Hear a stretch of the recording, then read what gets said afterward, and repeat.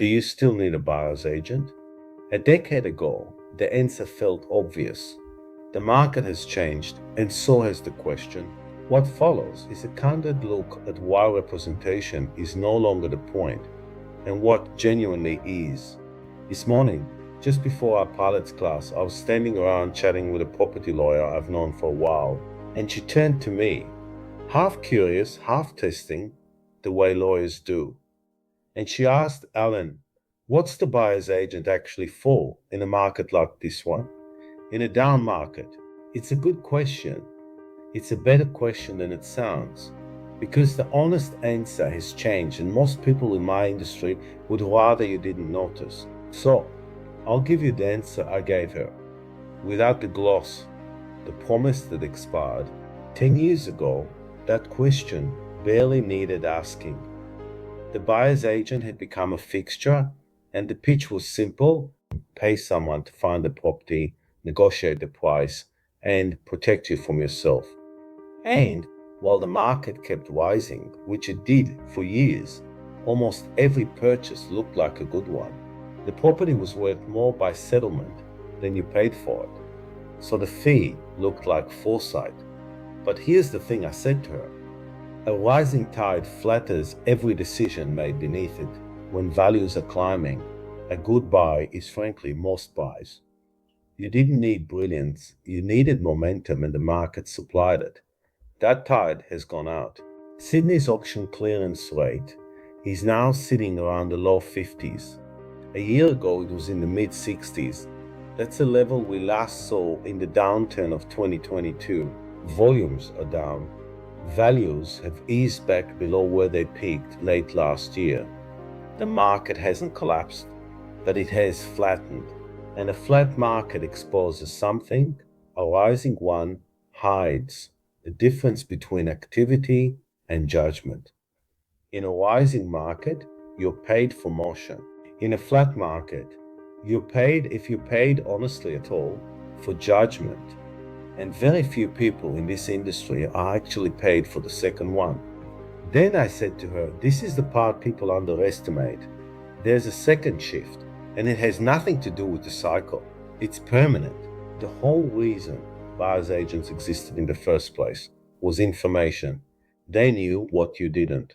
They had the listings, the sales history, the read on the street. That advantage has dissolved. It's all online now. The listings, the comparable sales, the suburb data, the planning records.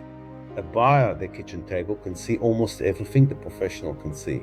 The automated systems and the AI tools do much of the heavy lifting that used to justify a finder's fee. So when everyone can see the same listings, the value of someone who merely finds them collapses. But, and I was careful to say this to her, what does not collapse is judgment. The machine can tell you what's sold. It cannot tell you whether you should buy. It can't read your situation, your finances, your timing, the personal circumstances that never appear in the data. And I'll tell you what worries me about the leveled field. The same tools that empower a careful buyer also embolden an underqualified one. There are cautionary stories now. Buyers advise into properties the agent never even physically inspected, relying on a video walkthrough, waving away the building report, and leaving the client holding the bill. A search engine with a confident manner is not counsel. She's a lawyer, so she pushed me on the off-market thing, the private sale, the property no one else knows about, and I gave her the same caution I'd give you. Treat that phrase as a question, not a privilege. Ask yourself, why would a vendor who genuinely wants the strongest possible result deliberately hide their property from the market? Competition is what produces price.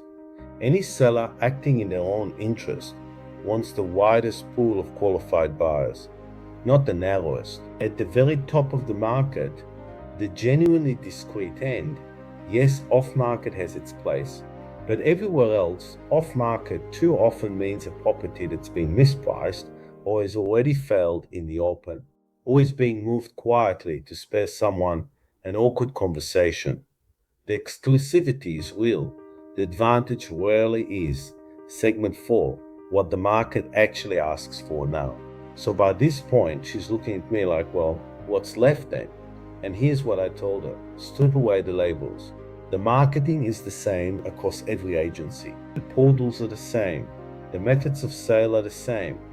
What is not the same, what was never the same, is the person reading your situation and deciding how to position it.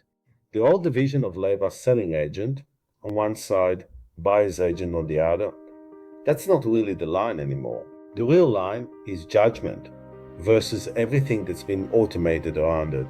The question isn't whether you need representation on one side of a transaction, it's whether you have someone who understands your position financially, personally, in time, and who will advocate for the outcome.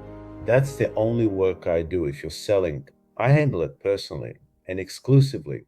The strategy, the positioning, the negotiation, because that's where the result is won or lost.